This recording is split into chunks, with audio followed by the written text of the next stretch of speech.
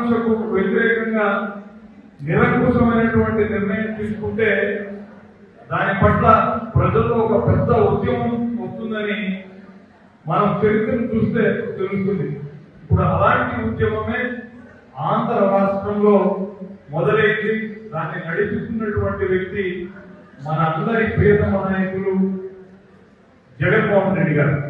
ఈ కోటి సంతకాల సేకరణ ఉన్నటువంటి కార్యక్రమం వెనుక రాజకీయ ఉద్దేశాల కన్నా కూడా రాష్ట్ర ప్రయోజనాలే దాగి ఉన్నాయన్నటువంటి విషయాన్ని మీరందరూ కూడా గుర్తించాల్సినటువంటి అవసరం ఉంది. ఎప్పుడో బ్రిటిషర్లు ఉన్నప్పటి నుంచి మొన్న 2019 వరకు ఈ రాష్ట్రంలో ఉన్నటువంటి గవర్నమెంట్ మెడికల్ కాలేజీల సంఖ్య అంతా కలిపితే కేవలం 12. జగన్మోహన్ రెడ్డి గారు ముఖ్యమంత్రి అయిన తర్వాత ఈ రాష్ట్రానికి వచ్చినటువంటి మెడికల్ కాలేజీల సంఖ్య అదనంగా 17.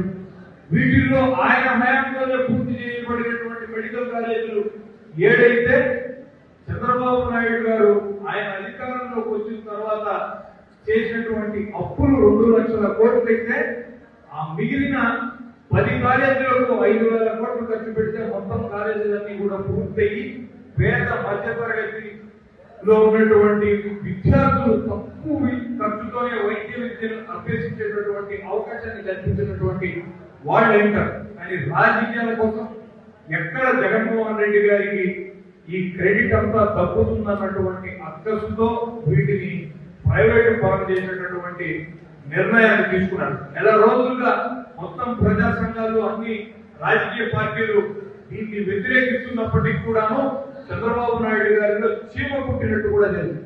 ఈరోజు మొత్తంగా 175 నియోజకవర్గాల్లో పార్టీ చేపట్టినటువంటి ఈ కార్యక్రమానికి అనూహ్యమైనటువంటి స్పందన వస్తుంది. ఒక్క విద్యార్థుల్లోనే కాదు, మేధావుల్లోనూ, ప్రజా సంఘాల్లోనూ, ఇతర రాజకీయ పార్టీల్లోనూ చలనం తెప్పిస్తున్నటువంటి ఈ కార్యక్రమంలో మీరందరూ కూడా భాగస్వామ్యం కావడం మా అందరినీ ఎంతో సంతోషింపజేస్తుంది. ఈరోజు ఈ కార్యక్రమాన్ని నిర్వహిస్తున్నందుకు సోదరులు హరిప్రసాద్ రెడ్డి గారికి నేను ప్రత్యేకంగా అభినందనలు తెలియజేస్తున్నాను. ఇలాంటి కార్యక్రమాలు మరెన్నో కూడా జరగాలి. కేవలం ఇక్కడ మీరు పెట్టేటటువంటి సంతకం మాత్రమే కాకుండా మీ ఇంట్లో ఉన్నటువంటి వాళ్లతోనూ, మీ స్నేహితులతోనూ, మీ బంధువులతోనూ డిజిటల్ ప్లాట్ఫామ్ పైన ఉన్నటువంటి ఈ కరపత్రం పైన కూడా సంతకాలు చేయించవలసిందిగా నేను కోరుతున్నాను.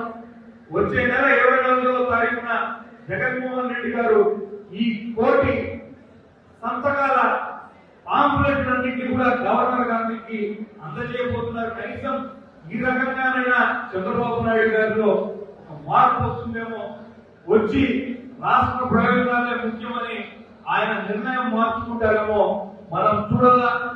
ఎంత దాకైనా కూడా మనం పోయి ఈ ప్రైవేటైజేషన్ ఆపకపోతే మనందరి భవిష్యత్తు, మనందరి పిల్లల భవిష్యత్తు నాశనం అవుతుందన్నటువంటి విషయాన్ని మరోసారి గుర్తు చేస్తూ ఈ ప్రజా ఉద్యమానికి మరింత బలాన్ని మీరందరూ చేకూర్చాలని ఆశిస్తూ